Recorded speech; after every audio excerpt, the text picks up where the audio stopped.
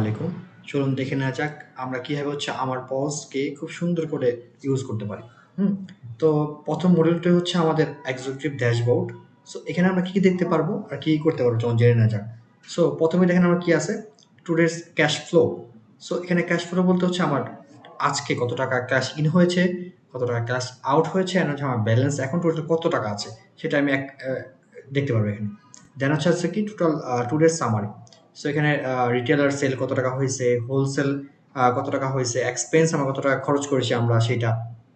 And then যে আমি quickly কিছু কাজ করতে পারি, যেটা নাম দেওয়া হচ্ছে কুইক অ্যাক্সেস। যেমন আমরা হচ্ছে খুব কুইকলি ক্রেডিট ইনভয়েস করতে পারি, হ্যাঁ, জাস্ট এক ক্লিকের মাধ্যমে। দেন হচ্ছে কোনটা কাস্টমার আসে সে হচ্ছে কোনো প্রোডাক্ট রিটার্ন করবে, সো ক্রেডিট রিটার্ন করতে পারি। দেন হচ্ছে এক্সপেন্স ভাউচার করতে পারি, যে আমার কোনো একটা খরচ পার্বল হয়েছে সেটা। দেন হচ্ছে কোনো একটা যে কালেকশন আমি ডিউ কোনো কালেকশন করতে পারি সেটা একটা ভাউচার করতে পারি এখানে আমি। তারপর হচ্ছে মানি আমার হচ্ছে ধরেন কয়েকটা আউটলেট আছে আমার। একটা আমার হচ্ছে কয়েকটা আউটলেট আছে কয়েকটা মার্কেটে। তো আমি চাচ্ছি এক আউটলেট থেকে আরেক আউটলেটে কিছু টাকা মানি ট্রান্সফার করব। তো সেটা আমরা এখানে খুব ইজিলি করতে পারি।